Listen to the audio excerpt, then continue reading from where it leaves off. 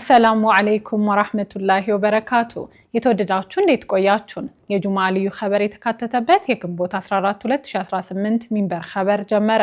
ፋይዛ መሐመድ ሚንበር ኸበርን እየመራው ከናንተ ከተመልካቾች ጋር ቆያለሁ። እስከ ፍጻሜው አብራችሁን እንድትዘልቁ በአክብሮት እየጋበዝኩ ለዕለቱ ከያዝናቸው ጉዳዮች መካከል አበይቱን አስቀድማለሁ። በሐጅ ወቅት የልብ ህሙማንን ለመከታተል ዘመናዊ ስማርት ሰዓቶች ተዘጋጁ።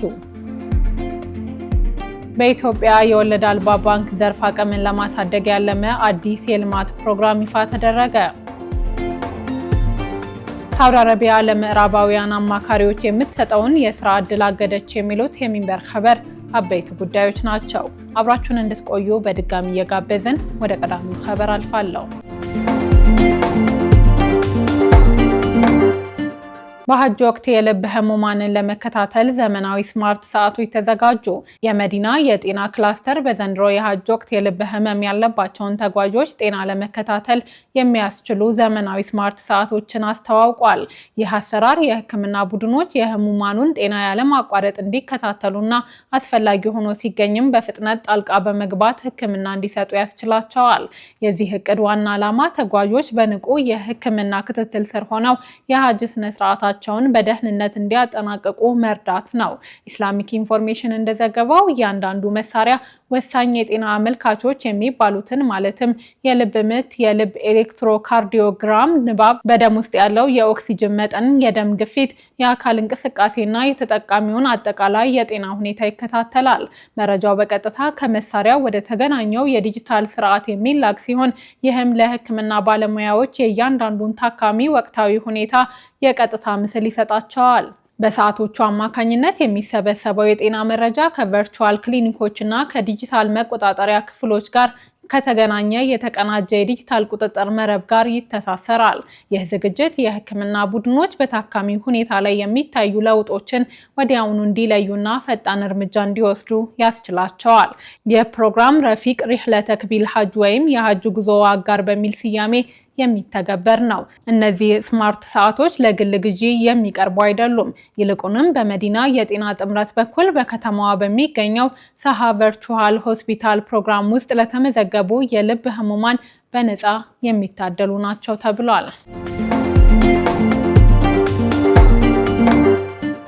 ሳውዲ አረቢያ ፍቃድ የሌላቸው ተሽከርካሪዎች ወደ ሐጅ ስፍራዎች እንዳይገቡ ማገድ ጀመረች። በሐጅ የመጨረሻ የዝግጅት ሰዓታት ላይ የሚገኙት የሳዑዲ ጸጥታ ኃይሎች ከዓመታዊ የሐጅ ስነ ስርዓት በፊት ፍቃድ የሌላቸው ተሽከርካሪዎች ወደ ቅዱሳን ስፍራዎች እንዳይገቡ የሚከለክለውን ደንብ ከጁምዓ ጀምሮ ተግባራዊ ማድረግ ጀምራለች። ይህ የቁጥጥር እርምጃ እስከ ዙልሂጃ 13 ድረስ ጸንቶ እንደሚቆይ ተገልጿል። ይህ እርምጃ በቅዱሳን ስፍራዎች ውስጥ ምቹ የትራፊክ ፍሰት እንዲኖር ለማድረግ የተጓዦችን እንቅስቃሴ ለማቅለልና በሐጅ ወቅት የሚፈጠረውን የህዝብ ብዛት በብቃት ለመምራት ነው ተብሏል። በሌላ በኩል የመካ የጸጥታ ቁጥጥር አካላት በማህበራዊ ሚዲያ ገጾች ላይ ሐሰተኛና አሳሳች የሐጅ አገልግሎት ማስታወቂያዎችን በማስተዋወቅ የተጠረጠሩ 4 የኢንዶኔዥያ ዜጎችን በቁጥጥር ስር ውለዋል። ባለስልጣናቱ እንደገለጹት ከተጠርጣሪዎቹ እጅ ላይ የተጭበረበሩ የሐጅ ፈቃዶችና ለዚሁ ማጭበርበር የተጠቀሙባቸው መሳሪያዎች ተገኝተዋል። ተጠርጣሪዎቹ በቁጥጥር ስር ውለው ህጋዊ እርምጃ የተወሰደባቸው ሲሆን ጉዳያቸው ወደ አቃቢ ህግ ተመርቷል ተብሏል። በሌላ ክስተት የሀገር ውስጥ ጉዳይ ሚኒስቴር ይፋዊ የሐጅ ፍቃድ የሌላቸውን 10 ግለሰቦችን ሲያጓጉዙ የተገኙ 6 የሳዑዲ ዜጎችንና 1 የውጭ ሀገር ነዋሪን በመካ መግቢያ ኬላዎች ላይ መያዙን አስታውቋል። ሚኒስቴሩ እንዳለው ወቅታዊ አስተዳደራዊ ኮሚቴዎች ጥሰቱን በፈጸሙ አጓጓዦችና እጃቸው ባለበት ማንኛውም አካላት ላይ እስከ 100,000 የሳዑዲ ሪያል የሚደርስ የገንዘብ ቅጣት፣ የእስራትና ስማቸውን በአደባባይ የማጋለጥ ቅጣቶችን አስተላልፈዋል። በዚህ ሐጅ ወቅት ፍቃድ ሳይኖራቸው ሐጅ ለማድረግ በሚሞክሩ ግለሰቦች ላይ እስከ 20,000 ሪያል የሚደርስ የገንዘብ ቅጣት የሚጣል ሲሆን ደንብ የጣሱ የውጭ ሀገር ዜጎች ደግሞ ከሀገር እንዲባረሩና ቅጣታቸውን ከጨረሱ በኋላ ለ10 ዓመታት ወደ ሳውዲ አረቢያ እንዳይገቡ እገዳ ይጣልባቸዋል። በተጨማሪም ህገወጦችን ለማጓጓዝ ያገለገሉ ተሽከርካሪዎችን በመንግስት ለመውረስ የፍርድ ቤት ትዕዛዝ እንደሚጠየቅ ባለስልጣናቱ ገልጸዋል። የሀገር ውስጥ ጉዳይ ሚኒስቴር ወደ መካና ቅዱሳን ስፍራዎች ለመግባትም ሆነ እዚያ ለመቆየት ይፋዊ ፍቃድን ለጸጥታ አካላት ማሳየት ግዴታ መሆኑን አጥብቆ አሳስቧል። ሚኒስቴሩ ሁሉም ነዋሪዎችና ጎብኚዎች የተጓዦችን ደህንነት ደህንነትና ሰላም ለመጠበቅ የወጡትን የሐጅ ደንቦችና መመሪያዎች እንዲያከብሩ አሳስበዋል።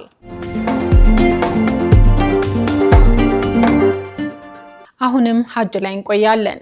ሳውዲ አረቢያ የሐጅ ወቅት የጸጥታ ጥበቃን ለማጠናከር ድሮኖችንና አርቲፊሻል ኢንተለጀንስ አሰማራች። የሳውዲ ባለስልጣናት የሰዎችን እንቅስቃሴ ለመቆጣጠር ደንብ መተላለፎችን ለመለየትና ያለ ፍቃድ ወደ ቅዱሳን ስፍራዎች የሚደረጉ ጥሰቶችን ለመከላከል በዘንድሮ የሐጅ ወቅት ድሮኖችን፣ አርቲፊሻል ኢንተለጀንስንና የላቁ የክትትል ቴክኖሎጂዎችን እያሰማሩ መሆኑን ኦካዝ የተባለ የሀገሪቱ ጋዜጣ ዘግቧል።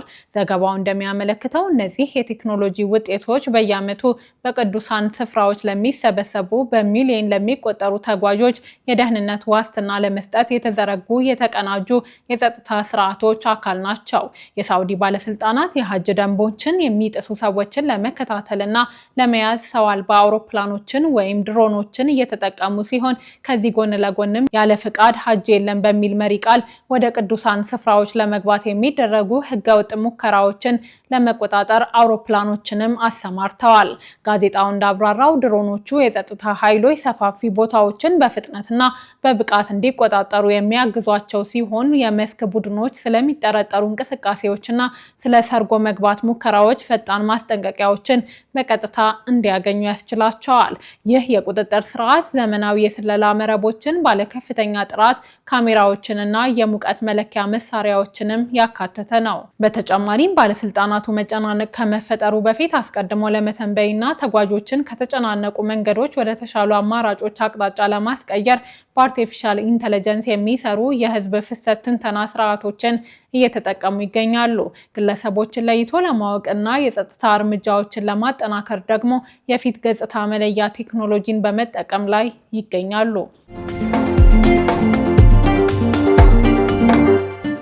ቀጥለናል። በኢትዮጵያ የወለድ አልባ ባንክ ዘርፍ አቅምን ለማሳደግ ያለመ አዲስ የልማት ፕሮግራም ይፋ ተደረገ። አሚናት መሐመድ ዝርዝር አላት። በኢትዮጵያ በፍጥነት እያደገ የመጣውን የወለድ አልባ የባንክና የፋይናንስ ዘርፍ ይበልጥ ለማጠናከርና የባለሙያዎችን አቅም ለመገንባት ያለመ አዲስ የበይነ መረብ የሙያ ማበልጸጊያ ፕሮግራም ይፋ ተደርጓል። ፕሮግራሙ ይፋ የተደረገው ዋና መቀመጫው በተባበሩት አረብ ኤሚሬቶች በሚገኘው አልሁዳ የኢስላሚክ ባንክና ኢኮኖሚክስ ማዕከል ነው።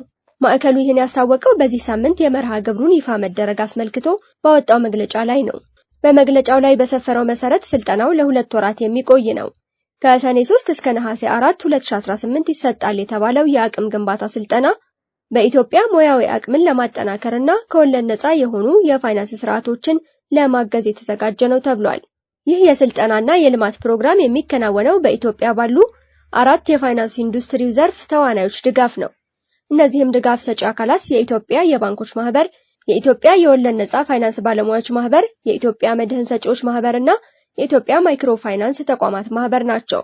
የማዕከሉ ዋና ስራ አስፈጻሚ መሐመድ ዙበይር ሞጋል እንደገለጹት ኢትዮጵያ በአፍሪካ ውስጥ ከወለድ ነፃ ፋይናንስ እጅግ ተስፋ ሰጪና ተለዋዋጭ ገበያዎችን ትወክላለች። በኢትዮጵያ የቁጥጥር ስርዓት፣ ወጣት የሰው ኃይል እንዲሁም ጠንካራ የስነ ምግባር የፋይናንስ አገልግሎቶች ፍላጎት እያደገ መምጣቱንም ጠቅሰዋል። ከወለድ ነፃ ባንክ የፋይናንስ አማራጭ ብቻ ሳይሆን የፋይናንስ አካታችነት ኢኮኖሚያዊ መረጋጋትና ዘላቂ ልማትን የሚያበረታታ የተሟላ ስርዓት ነው ሲሉም ገልጸውታል። በበይነ መረብ በነፃ የሚሰጠው የስልጠናና የልማት ፕሮግራሙ ላይ የባንክ ባለሙያዎችና የፋይናንስ ተቋማት አመራሮች፣ የተቆጣጣሪ አካላትና የፖሊሲ አውጪዎች፣ የተካፉል ኢንሹራንስና የማይክሮ ፋይናንስ ባለሙያዎች ይሳተፉበታል ተብሎ ይጠበቃል። ፕሮግራሙ ተሳታፊዎች በዓለም አቀፍ ደረጃ ተቀባይነት ያላቸውን አሰራሮች፣ የሸሪዓ መርሆችን የጠበቁ የሀብት ማሰባሰቢያና የብድር አማራጮችን እንዲሁም የስጋት መከላከያ ስልቶችን በተግባር የተደገፈ ዕውቀት እንዲጨብጡ የሚያስችል እንደሆነ በመግለጫው ተጠቅሷል። በኢትዮጵያ ከወለድ ነፃ የባንክ አገልግሎት ተቀማጭ ገንዘብ ከግማሽ ትሪሊየን በማለፍ ከ520 ቢሊዮን ብር በላይ መድረሱን የኢትዮጵያ ከወለድ ነፃ ባለሙያዎች ማህበር ባለፈው ወር አስታውቋል።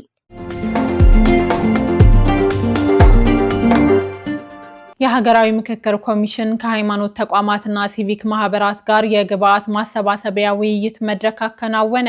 የኢትዮጵያ ሀገራዊ ምክክር ኮሚሽን ከሃይማኖት ተቋማትና ሲቪክ ማህበራት ጋር የግብዓት ማሰባሰቢያ ውይይት መድረኩን በዛሬው ዕለት አከናውኗል። ኮሚሽኑ በአዲስ አበባ ባዘጋጀው መድረክ ላይ የኢትዮጵያ እስልምና ጉዳዮች ጠቅላይ ምክር ቤት ተወካዮችን ጨምሮ ከክልሎች ቤተ እምነቶችና ሲቪል ማህበራት ተወካዮች እድምተኛ ሆነዋል። በውይይቱ መክፈቻ ላይ ዋና ኮሚሽነር ፕሮፌሰር መስፍን አራያ ዋና የኮሚሽኑ ክንውኖችና የተገኙ ውጤቶች፣ ያጋጠሙ ተግዳሮቶች እንዲሁም የተቋማትና ማህበራት ሚናን በተመለከተ ገለጻ አድርገዋል። የረጅም ዘመናት የሀሳብ ልዩነቶችና አለመግባባቶች እንዲፈቱ የሚያስችሉ መሰረታዊ የምክክር ምዕራፎች መከናወናቸውንም አስረድተዋል። ህብረተሰቡ ምክክሩን በባለቤትነት ስሜት በመያዝ ለሂደቱ ሚናውን ሲወጣ እንደቆየ የገለጹት ዋና ኮሚሽነሩ ሁሉንም የሀገራችንን ወረዳዎች ለማሳተፍ ታቅዶ 93% አፈጻጸም እንደተመዘገበ አስረድተዋል። በዚህ ሂደት የሃይማኖት ተቋማትና ሲቪክ ማህበራት ሚና ጉልህ እንደነበረም አስታውሰዋል። የሲቪክ ማህበረሰብ ድርጅቶችን በመወከል ንግግር ያደረጉት የሲቪክ ማህበራት ምክር ቤት ፕሬዝዳንት አቶ አህመድ ሁሴን ሀገራዊ ምክክር ለሀገራዊ መግባባት ወሳኝ ነው ብለዋል። ዘላቂ ሰላም የሚመጣው በፖለቲካዊ መድረክ ብቻ ሳይሆን ሁሉም ባሳተፈ ሰላማዊ ውይይት መሆኑንም ጠቅሰዋል። ሲቪክ ማህበራት ለምክክሩ ስኬታማነት በቀጣይም ሚናቸውን እንደሚወጡም አረጋግጠዋል። በመድረኩ ላይ የሃይማኖት ተቋማትና ሲቪክ ማህበራት ተወካዮች ለሀገራዊ ምክክር ጉባኤው በኮሚሽኑ የተቀረጹ አጀንዳዎችን አዳምጠው ግብዓት መስጠታቸውን ኮሚሽኑ አስታውቋል። የኢትዮጵያ እስልምና ጉዳዮች ጠቅላይ ምክር ቤት ከዚህ ቀደም ለምክክር ኮሚሽኑ በአጀንዳነት 9 ጉዳዮችን አቅርበዋል። እነዚህም ታሪክና ትርክት፣ ሀገራዊና ህዝባዊ ምልክቶች፣ የሲቪል መብቶችና ፍትሃዊ የሀብት ክፍፍል፣ የህዳጣን መብት፣ የኢትዮጵያ የተለያዩ ዓለም አቀፍ ድርጅቶች አባል መሆን፣ የመንግስትና ሃይማኖት ግንኙነት፣ ለሙስሊም ጠልነት እውቅና መስጠትና ማስተካከል፣ የህዝብና ቤት ቆጠራ እንዲሁም አካታች የኢኮኖሚ ፋይናንስ ማስፈን የሚሉት ናቸው። ሳውዲ አረቢያ ለምዕራባውያን አማካሪዎች የምትሰጠውን የስራ ዕድል አገደች። በአሜሪካና እስራኤል በኢራን ላይ በከፈቱት ጦርነት ምክንያት የሳውዲ አረቢያ የነዳጅ ኤክስፖርት ገቢ ላለፉት 3 ዓመታት ታይቶ የማይታወቅ ከፍተኛ ደረጃ ላይ ቢደርስም ለምዕራባውያን አማካሪዎች አዲስ የስራ ውሎችን መስጠት ማቆሟና አንዳንዶቹን ክፍያዎች ማዘግየቷ ተሰምተዋል። ፋይናንሻል ታይምስ ባወጣው ዘገባ መሰረት ይህ አዲስ የአማካሪነት ውሎችን የማገዱ እርምጃ የተወሰደው በአሜሪካና እስራኤል በኢራን ላይ የከፈቱት ጦርነት ከተቀሰቀሰ በኋላ ነው። አንድ የስራ አስፈጻሚ ለጋዜጣው እንደገለጹት ቀደም ሲል ለቀረቡ የስራ ክፍያ መጠየቂያዎች የሚፈጸሙ ክፍያዎች እስከ ሁለተኛው ሩብ ዓመት ማብቂያ እንዲራዘሙ ተደርጓል። ይሁን እንጂ ሳውዲ አረቢያ በበኩሏ ክፍያዎችን አግጃለሁ የሚለውን ዘገባ አስተባብላለች። አንዳንድ የስራ ኃላፊዎች ለዚህ ውሳኔ በኢራን ላይ የተከፈተውን ጦርነት እንደ ምክንያት ቢጠቅሱም ሳውዲ አረቢያ ከምዕራባውያን አማካሪዎች ጋር ለመስራት ያሳየችው ማመንታት ከጦርነቱ ድንገተኛ መደናገጥ ባለፈ ሌላ ሰፊ ምክንያት ሊኖረው እንደሚችል እንደሚገመት ሚድል ኢስት አይ ዘግቧል። የሳውዲ አረቢያ የስታቲስቲክስ አጠቃላይ ባለስልጣን ይፋ ባደረገው መረጃ መሰረት በዚህ ዓመት መጋቢት ወር ላይ የሀገሪቱ የነዳጅ ኤክስፖርት ገቢ ባለፉት 3 ዓመታት ታይቶ የማይታወቅ ከፍተኛ ጭማሪ በማሳየት 24.7 ቢሊዮን ዶላር ደርሷል። ይህ የተመዘገበው ገቢ ከጥቅምት ወር 2022 ወዲህ ከፍተኛ የገቢ መጠን ሲሆን ለዚህም ዋነኛው ምክንያት በጦርነቱ ሳቢያ ድፍድፍ ነዳጅና የተጣሩ የነዳጅ ምርቶች ዋጋ በከፍተኛ ሁኔታ ማሻቀቡ ነው። በፉጃይራ በኩል የሆርሙዝ መተላለፊያን ለመዞር የሚያስችል የነዳጅ ቧንቧ መስመር ካላት ከተባበሩት አረብ ኤሚሬትስ እና ከጎረቤቶቹ አንጻር አነስተኛ የነዳጅ አምራች ከሆነችው ኦማን በስተቀር ሌሎች የባህረ ሰላጤው ሀገራት ግን አሁን ላይ እየናረ ከመጣው የነዳጅና የተፈጥሮ ጋዝ ዋጋ ተጠቃሚ መሆን አልቻሉም። ለዚህም ምክንያቱ የሆርሙዝ የባህር መተላለፊያ መስመር በአሜሪካና በኢራን እርስ በርስ በሚደረጉ የባህር እገዳዎች ሳቢያ በተሟላ ሁኔታ በመዘጋቱ ነው። የሳውዲ አረቢያን የባህር ሰላጤ የባህር ዳርቻ ከቀይ ባህር የያምቡ የባህር ወደብ ጋር የሚያገናኘው የሀገሪቱ የምስራቅ ምዕራብ የነዳጅ ቧንቧ መስመር ሳውዲ አረቢያ የሆርሙዝ መተላለፊያን በብቃት እንድትዞር ትልቅ እድል ፈጥሮላታል። አሁን ላይ ሳውዲ አረቢያ ከጦርነቱ በፊት ወደ ውጪ ትልክ ከነበረው የነዳጅ መጠን 70% ያህሉን ኤክስፖርት እያደረገች ትገኛለች። በሌላ በኩል ደግሞ ዓለም አቀፍ የነዳጅ ዋጋ መለኪያ የሆነው ብሬንት ከጦርነቱ በፊት ከነበረበት ዋጋ በ50% ብልጫ ባለው ዋጋ ላይ እየተገበያየ ይገኛል።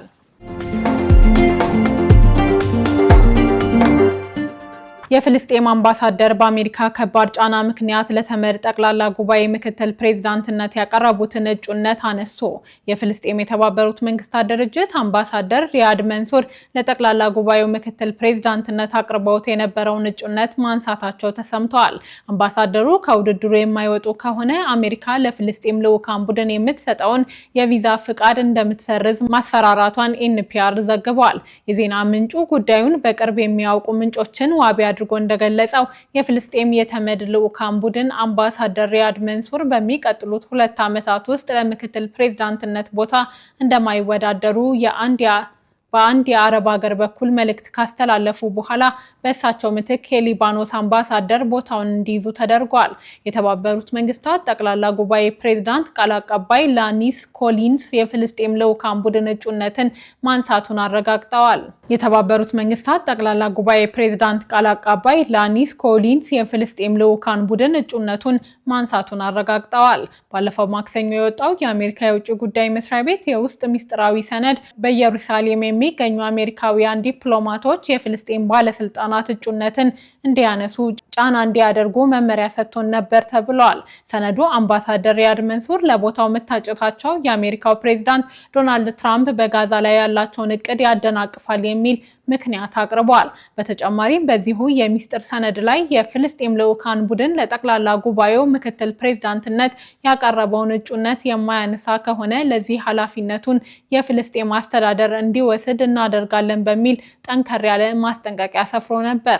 አምባሳደሩ እጩነታቸውን ለማንሳት ያሳለፉት ውሳኔ ባለፈው የካቲት ወር በአሜሪካና በእስራኤል ከፍተኛ የሎቢ ዘመቻ ምክንያት የፍልስጤም ልዑክ የተባበሩት መንግስታት ጠቅላላ ጉባኤን በፕሬዝዳንትነት ለመምራት አቅርቦት የነበረውን እጩነት ካነሳ በኋላ የመጣ ሁለተኛው ክስተት ነው። የፍልስጤም ልዑካን ቡድን ውሳኔ የተላለፈው በፍልስጤም ውስጥ አሁን ባለው አስከፊ ሁኔታ ምክንያት እንደሆነ ገልጸዋል። የተባበሩት መንግስታት ጠቅላላ ጉባኤ ፕሬዝዳንትና ምክትል ፕሬዝዳንት ሆነው የሚያገለግሉ የ16 ሀገራት ልዑካን ቡድን ምርጫ በተያዘው ወር መጨረሻ ይካሄዳል።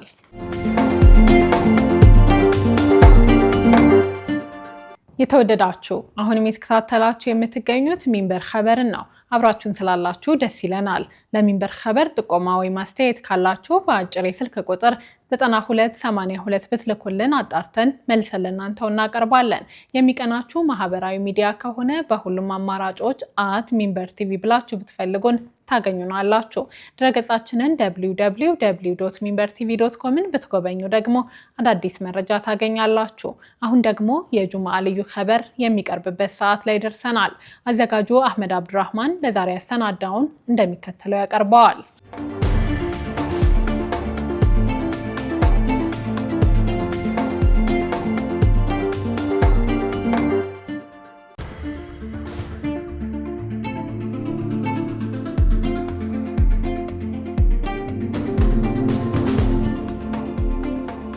ለሐጅ የሚሆን ገንዘብ ለመቆጠብ 5 ዓመታት ፈጅቶብኛል። ከዚያ ግን ጦርነት መጣና ያን የቆጠብኩትን ገንዘብ ለስደትና ለምግብ ፍጆታ ጨረስኩት። ይህን የሚናገሩት የ65 ዓመቷ የጋዛ እመቤት ሰልዋ ኪላ ናቸው። ሳውዲ አረቢያ በአሁኑ ሰዓት ከመላው ዓለም ለሐጅ ስነ ስርዓት የተጓዙ ሚሊዮኖችን እያስተናገደች ትገኛለች። ከኛ ኢትዮጵያ እንዲሁም በአሜሪካና እስራኤል ጦር እስከተሰበቀባት ኢራን ድረስ ምዕመናን ለስነ ስርዓቱ ተጉዘዋል። በሐጅ ስነ ስርዓት ላይ የሚሳተፉት ኢራናውያኑ ብቻ አይደሉም፣ ከአሜሪካ የተነሱትም አሉ። በዚያ ሁሉም በአንድነት ወደ ፈጣሪያቸው አቤት ይላሉ። ጥቁሩም ነጩም፣ ንጉሱም ሰራተኛውም ሁሉም ነጠላ አካላቸውን በጨርቅ ሸፍነው ራሳቸውን ለጌታ ትዕዛዝ ለማስገዛት ተጉዘዋል። ይህ ግን ለፍልስጤማውያን የተፈቀደ አይመስልም። የራፋ ድንበር በጋዛ ላሉ ፍልስጤማውያን ወደ ውጭው ዓለም ለመውጣት ብቸኛው መተላለፊያ በር ነው። ምንም እንኳ በሩ በከፊል ቢከፈትም እስራኤል አሁንም ቢሆን በእንቅስቃሴ ላይ ከባድ ገደቦችን ጥላለች። በጋዛ ያሉ ሙስሊሞች ከድንበሩ መዘጋት፣ ከስደት፣ ከረሃብና ከከባድ የኢኮኖሚ ቀውስ ጋር ፊት ለፊት ለመጋፈጥ ተለይተው ቀርተዋል። አሁን ላይ ለጋዛ ሙስሊሞች ሐጅ ማድረግ የማይታሰብ ቢመስልም ቀደም ሲልም ቢሆን በሺዎች የሚቆጠሩ ዶላሮችን የሚጠይቅና ውስብስብ የጉዞ ሂደቶች የበዙበት ከባድ ፈተና ነበር። ተጓዦች አብዛኛውን ጊዜ በአውቶቡስ ወደ ግብጽ ከተጓዙ በኋላ ነው በረራ አድርገው ወደ ሳውዲ አረቢያ የሚገቡት። አኪላና ባለቤቷን በተቀደሰው የካዕባ መቅደስ ፊት ለፊት የሚቆሙበት ተስፋን በጥልቀት የሚዳስሱ ጉዳዮችን የምታነሳው ነዋሪነቷ በጣሊያን የሆነው ፍልስጤማዊቷ ጸሐፊ ሳራ አዋድ ስለ ሁኔታው ስታስረዳ እንዲህ ትላለች። ሰሞኑን አንድ ጓደኛዬ የሐጅ ተጓዦች መካ ውስጥ ተሰብስበው የአላህን ቤት ለመጎብኘት ሲዘጋጁ በደስታ እንባ ሲያለቅሱ የሚያሳይ ፎቶ አጋርቶኝ ነበር። ጓደኛዬም በጽሑፉ ላይ የእኛም ተራ በቅርቡ እንደሚደርስ ተስፋ አደርጋለሁ ሲል አስፍሯል።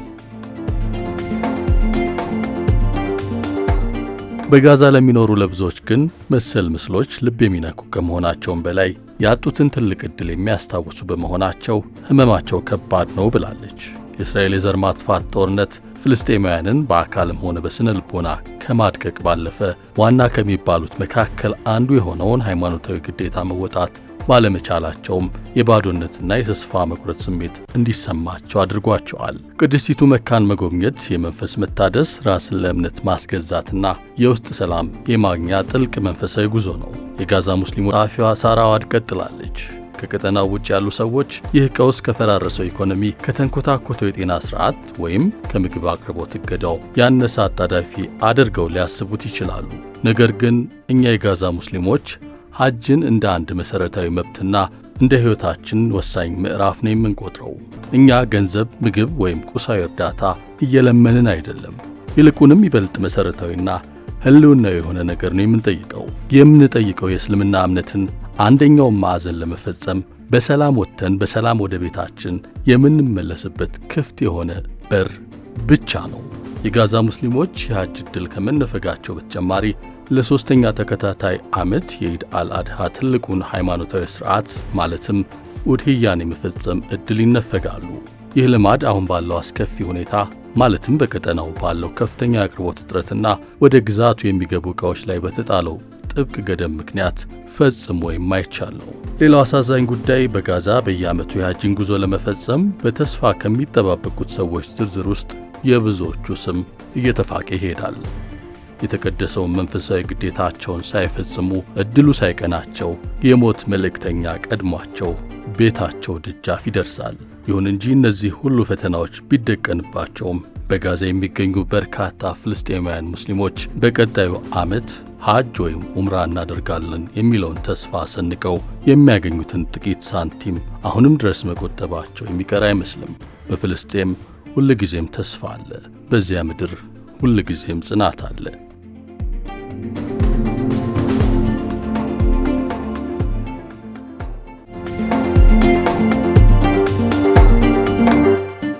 ውድ ተመልካቾች ለዛሬ ያዘጋጀነው የሚንበር ኸበር በዚሁ ተጠናቀቀ።